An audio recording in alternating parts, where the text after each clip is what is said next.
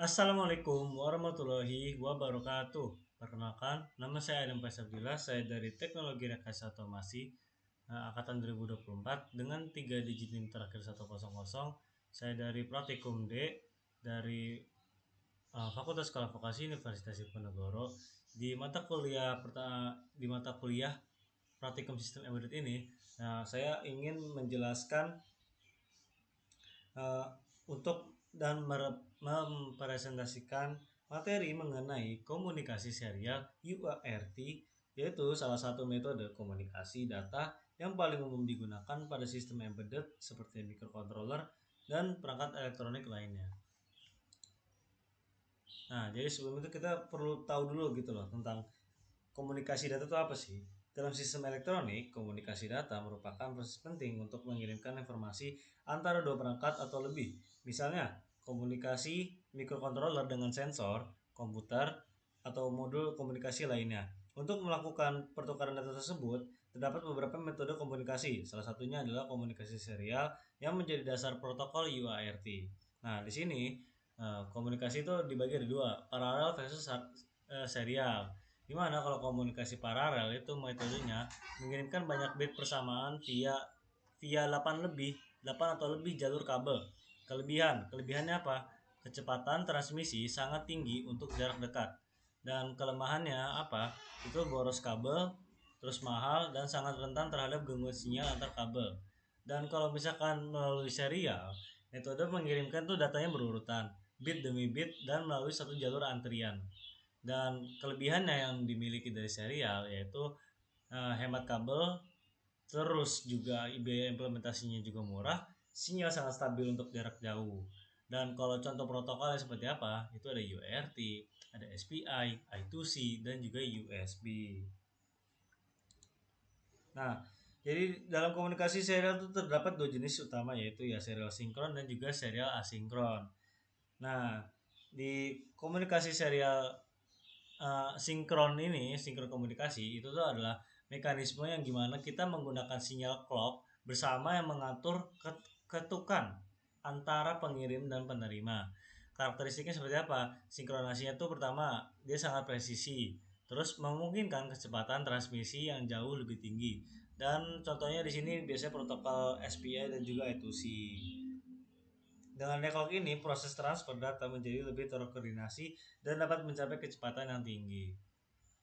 Terus kalau serial sinkron itu apa aja? Mekanisme itu tanpa jalur clock bersama, ketukan waktu disepakati di awal secara mandiri. Terus karakteristiknya, batas data ditandai mutlak menggunakan start bit dan stop bit. Contoh protokolnya seperti UART ya, fokus utama dokumen pada ini gitu loh.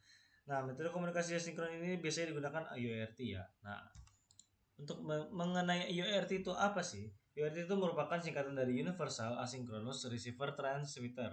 UART itu merupakan perangkat yang memiliki fungsi untuk mengubah data paralel menjadi data serial saat pengiriman dan mengubah data serial menjadi data paralel saat menerima. Jadi, nah di sini tuh ada anatominya lah, anatomi konseptual UART-nya ya tadi ya. Dibilang kalau asinkronus itu uh, nah, itu bisa lihat ya dari grafiknya ya. Dari grafiknya pun dari CPU A itu datanya tuh paralel sejalan dengan modul UART A. Dan itu ntar transmit ke modul lain.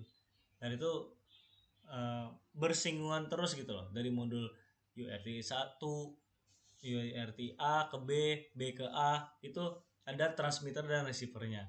Dimana kalau karakteristik utama periferalnya itu asinkronus, itu tuh beroperasi secara mandiri tanpa membutuhkan kabel clock eksternal tambahan. Kalau full duplex itu kapabilitas untuk mengirim transceiver dan menerimanya itu aliran data secara bersamaan pada waktu yang sama. Configurable-nya apa? Parameter seperti kecepatan baud rate dan panjang bit dan dapat disesuaikan.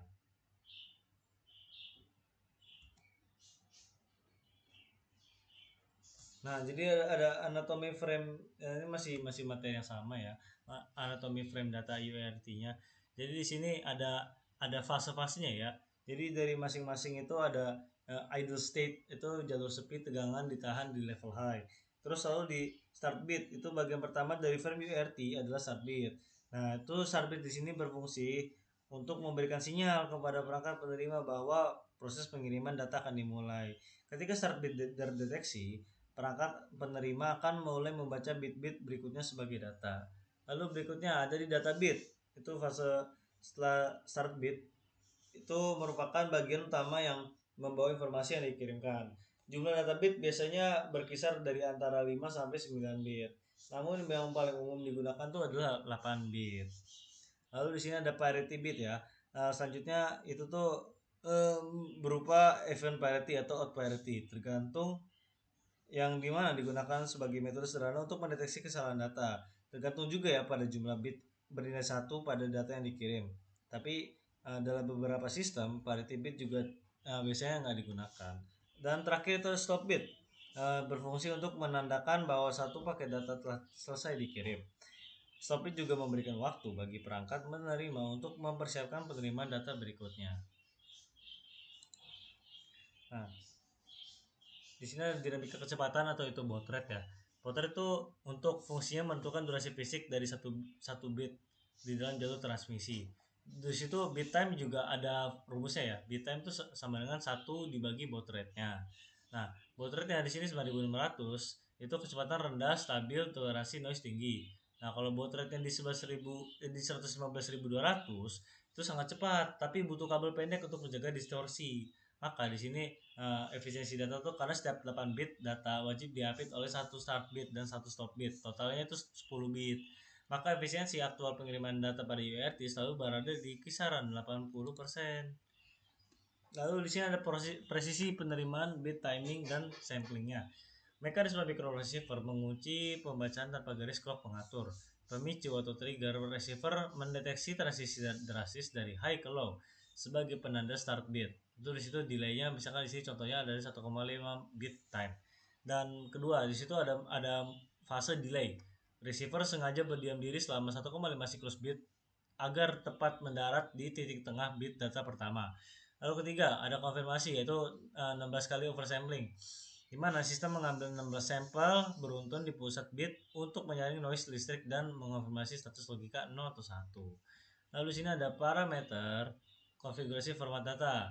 Nah, data bit di sini atau panjang payloadnya di sini contohnya 7 bit, itu sistem ASCII warisan. Yang kedua itu 8 bit, standar transmisi byte modern. 9 bit digunakan untuk jaringan multiprosesor. Nah, di sini ada parity, deteksi error hardware, ada non, even, dan odd. Non itu tanpa overhead tambahan, paling sering digunain biasanya. Terus even, jumlah total bit 1 wajib bernilai genap, dan odd, jumlah total bit 1 wajib bernilai ganjil. Stop bit, jeda akhir frame 1, 1,5 dan 2. 1 bit paling efisien dan standar. 1,5 bit atau 2 bit memberi receiver lambat waktu jeda ekstra sebelum frame berikutnya. Implementasi hardware. Nah, di sini implementasi hardware STM32 atau SP32 ya. Jadi modul intinya tuh kalau di STM32 itu tuh ada 3 hardware USRT. Itu biasanya ada USRT 1 sampai 3. Dan mapping pin bawaannya, kok tuh USRT 1 itu tuh TX-nya tuh biasanya di PA9 atau kalau di RX-nya tuh PA10. Kalau USRT 2, TX-nya tuh PA2 dan RX-nya PA3. Terus register kunci tingkat rendahnya tuh USRT SR, DR, dan BRR. Dimana kalau SR itu adalah register status, TXE atau RXNE. Di sini terus yang DR itu register buffer data masuk atau keluar. Dan BRR itu pengatur baud rate-nya. Dan kalau di SP32 itu tuh ya UART-nya 0 sampai 2. Penggunaan standarnya itu biasanya UART 0 tuh biasanya tuh mutlak ya untuk ESB, flashing ataupun debugging. Atau UART 2 itu koneksi utama untuk peripheral eksternal. Fiturnya tuh ada flexible pin matrix di mana TXRX bisa diarahkan ke pin GPIO mana saja via software. Terlalu dukungan hardware RS485 bawaan dan kecepatan transmisi ekstrim hingga 5 megabyte per second. Nah, persamaan arsitektur kedua platformnya tuh secara bawaan mendukung operasi full duplex, kapabilitas interrupt dan integrasi direct memory access untuk performa tanpa blokir CPU. Lalu di sini ada topologinya ya, ada topologi dalam wiringnya gitu. Aturan crossover mutlak, mulut berbicara ke telinga, telinga mendengar ke mulut. Nah, itulah yang bisa jadi analogikan dalam wiringnya ini gitu. Contohnya, misalkan dari perangkat A itu mengirimkan sinyal ke perangkat B, dan dari perangkat B mengirimkan sinyal juga ke perangkat A. Dan jadi ada hukumnya ya, ada hukum fiksi koneksinya gitu. Ada hukum persilangan, hukum referensi, kewajiban referensi, dan juga kecocokan tegangannya. Jadi mana kalau hukum persilangan, jalur RTX dan RX itu wajib dihubungkan di perangkat seberang gitu. Lalu kewajiban referensi, pin ground itu wajib disambungkan agar kedua chip memiliki referensi 0 voltase listrik yang sama. Lalu kecocokan tegangan, pastikan kedua logic level sama. Jadi kalau misalkan satu perangkatnya itu 3,3 ya udah 3,3. Kalau misalkan 5 volt ya udah 5 volt sebelahnya gitu. Nah, di sini ada format protokol payload datanya. Di sini ada plain text yaitu ya string sederhana, paling mudah dibaca manusia. Terus ada CSV, comma separated values. Itu lebih gampang dan untuk diringkas dan merekam multisensor berurutan. Nah, biasanya digunakan untuk ya sensor-sensor suhu, kelembapan, analog dan lain-lainnya gitu loh. Yang bersifat analog ya. Lalu di sini ada JSON ya, format terstruktur web. Standar komunikasi IoT modern terbaca yang jelas namun memakan overhead komputasi dan memori yang besar bagi microcontroller. Lalu di sini ada binary protokol atau raw struct, itu dimana performa dan efisiensi absolut mengirim nilai mentah tanpa konversi ke teks, sangat cepat namun tidak dibaca telanjang oleh mata manusia. Nah, di sini ada manajemen aliran dan buffer dan flow controller gitu, dimana di sini ada dua ya, hardware dan juga software flow control gitu. Nah, kalau hardware flow control itu membutuhkan penambahan dua kabel fisik dan pin RTS dan CTS. Dan kalau misalnya di software itu tuh menyisipkan token karakter gaib ke dalam jalur data utama, yaitu X on atau lanjut dan X off atau jeda. Nah, matriks diagnostiknya, anomali dan error UART-nya gitu. Klasifikasi dan beda forensik 4 kegagalan utama komunikasi, yaitu ada framing error biasanya ya. Ada framing error, ada parity error, ada overrun error, noise error. Kalau di framing error itu biasa gejalanya tuh bisnya stop sendiri yang krusial. Jadi gagal terdeteksi gitu. Dan biasanya tuh penyebabnya tuh ketidakcocokan nilai baud rate. Lalu dari RX ke TX-nya. Lalu kalau parity error itu gejalanya apa? Itu hitungan jumlah bit satu itu tidak cocok dengan angka bit di bit parity-nya. Biasanya itu penyebab utamanya satu bit itu membelot atau uh, terbalik lah saat melayang di kabel saat ada gangguan sesaat. Lalu ada overrun error, data mentah baru terus berdatangan dan menimpa data lama di register sebelum dibaca. Penyebab utamanya CPU terjebak di proses berat, blocking loop, dan gagal mengosongkan register RX tepat waktu. Lalu di sini ada noise error, pembacaan oversampling listrik di pin RX menghasilkan sinyal yang fluktuatif atau tidak masuk akal. Penyebab utamanya itu ada intervensi elektromagnetik. Di sini juga ada strategi deteksi dan validasi data lanjutan, di mana ada 3 level ya. Di sini ada sum checksum, lalu level kedua ada XOR checksum, dan level terakhir yaitu level 3 atau robust CRC atau cyclic redundancy check. Dan di sini ada puncak optimasinya, interrupt dan ring buffer yang sudah dijelaskan di materi sebelumnya. Nah, itu uh, merupakan dasar-dasar teori ya yang kita perlu pahamin mengenai bagaimana tentang UART. Nah, di sini sekarang aku akan menampilkan uh, penerapannya di salah satu mikrokontroller STM32 dan juga ESP32. Di sini aku sudah memiliki programnya juga ya, aku sudah menyiapkan programnya. Tinggal aku buka saja sebentar.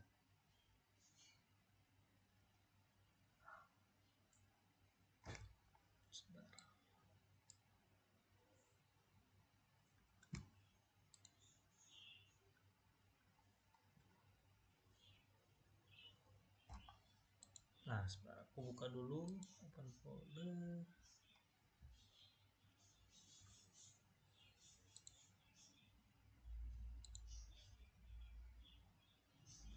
Misalkan ini yang percobaan pertama ya.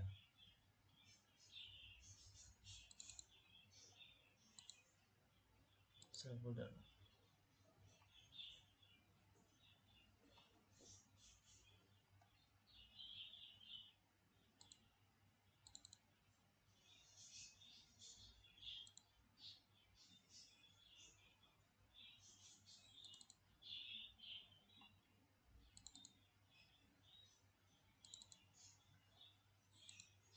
Nah, oke.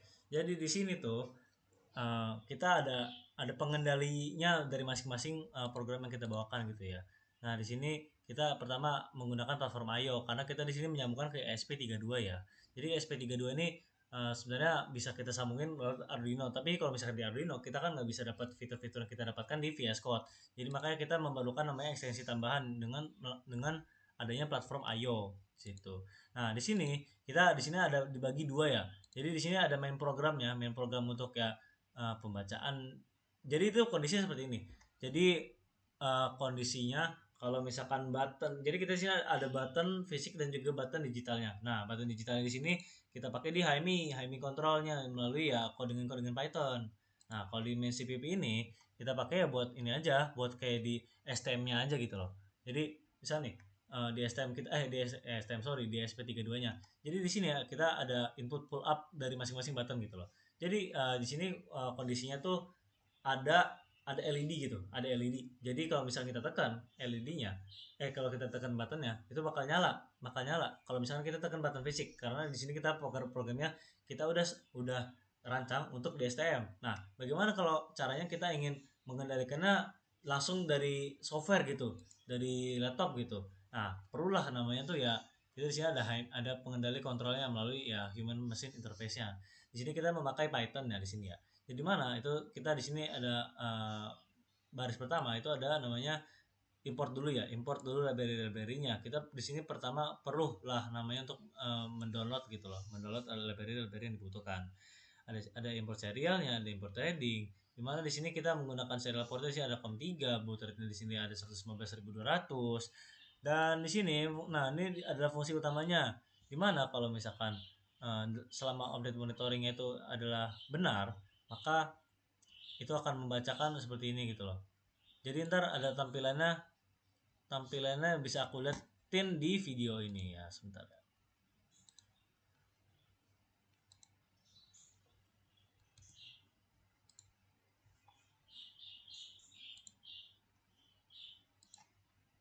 Sebentar.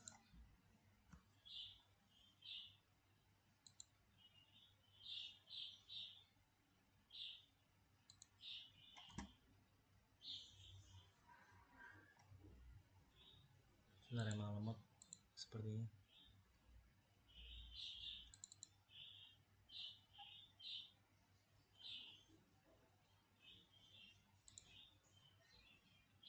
Ya mungkin sambil aku jelaskan juga ya mengenai tentang programnya. Sambil aku reset dulu nih WhatsAppnya.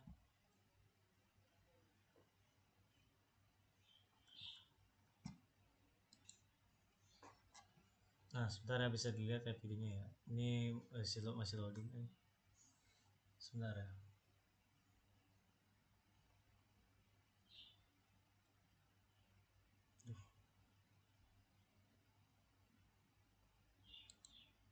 Aduh.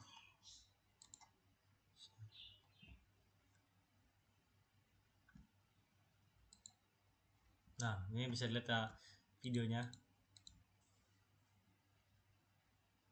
Jadi kalau kita mengontrol dari langsung bisa, ataupun kita mengontrol dari situ, dari Pythonnya, dari HMI-nya. Nah, itu ada LED1, ada LED2. Nah, no, nyala kan? Jadi emang seperti itulah tampilannya gitu loh. Nah, kalau misalnya kita lihat lagi di bagian codingan HMI controlnya, ya kita bisa lihat aja nih. Nah, ini adalah bagian untuk pengontrolan LED-nya. Jadi di mana? Ini kalau misalkan button ini sudah menerima sinyal, itu tuh maka ini akan mengirimkan beberapa perintah gitu ya. Di sini dengan ada tambahan ya GUI-nya bisa ditampilkan gitu. Dan di sini kan GUI-nya bisa kita custom gitu loh. Nah, ini untuk bagian monitoring buttonnya, dan ini untuk bagian thread agar serial tuh nggak ngebekuin user interface-nya gitu loh. Nah, ini untuk bagian GUI-nya seperti ini. Dan ini untuk yang bagian pertama. Dan kalau misalkan bagaimana kalau misalkan sekali waktu percobaan itu ada tidak terkoneksi gitu, maka akan ada muncul notifikasi seperti ini. Gagal membuka board, cek kembali kabel USB atau COM portnya gitu. Jadi langsung aja kita ke bagian keduanya ya. Bagian keduanya. Bagian kedua.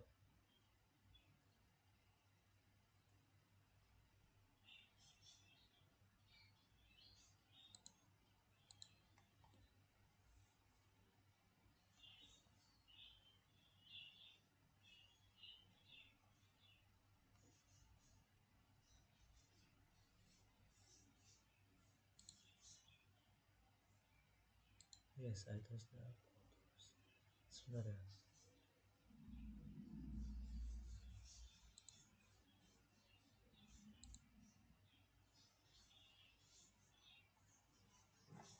Nah, sebentar ya. Kita perlu lihat dulu di apa yang terkoneksi.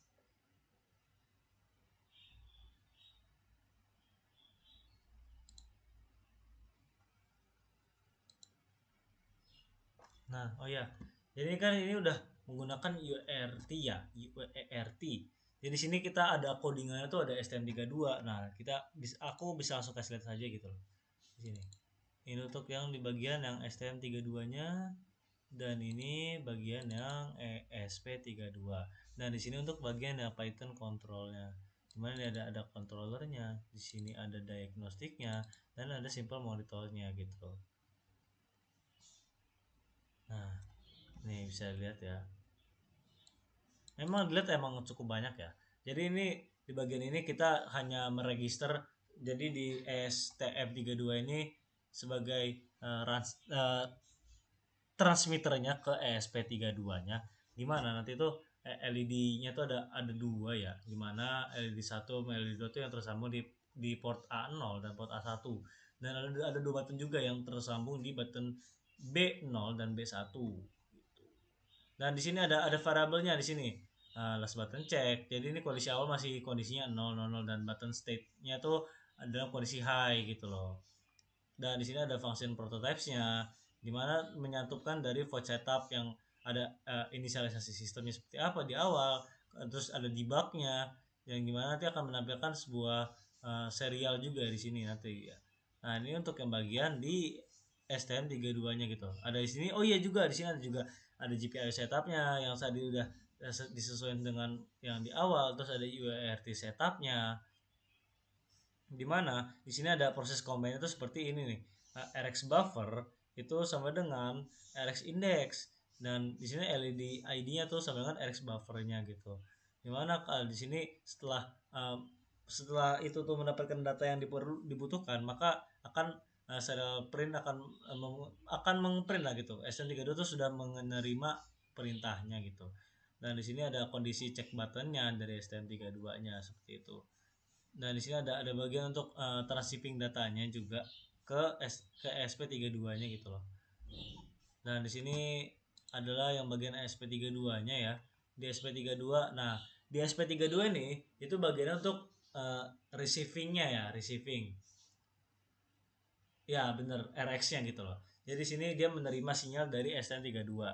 Jadi di mana STM32 sini pindah 16, 17 dan di sini STM32 baud rate-nya 9500 dan Python baud-nya itu 115.200.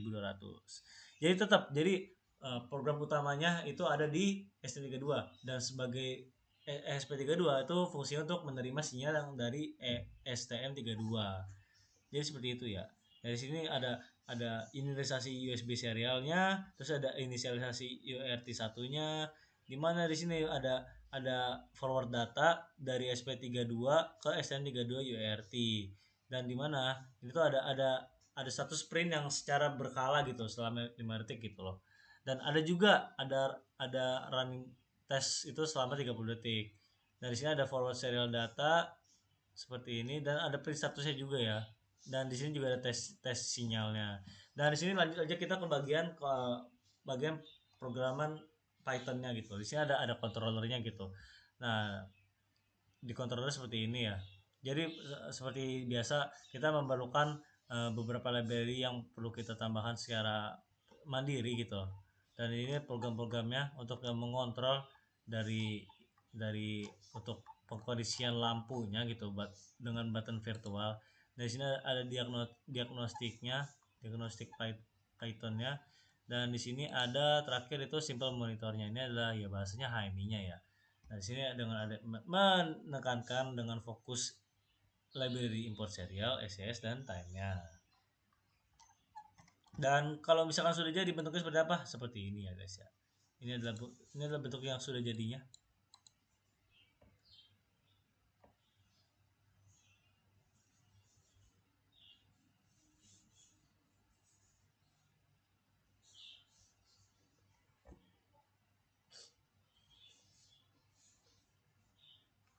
No, nyala kan?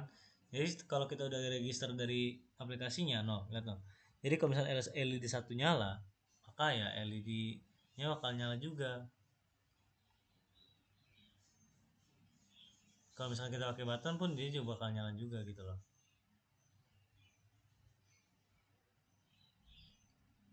Nah, dan di sini juga ada notifikasi ya kalau misalkan button ini sudah tertekan dari yang button aslinya gitu loh. Nah, di sini ada notifikasi yang button press atau button tidak di press gitu loh. Ya, mungkin cukup sekian penjelasan dari saya ya.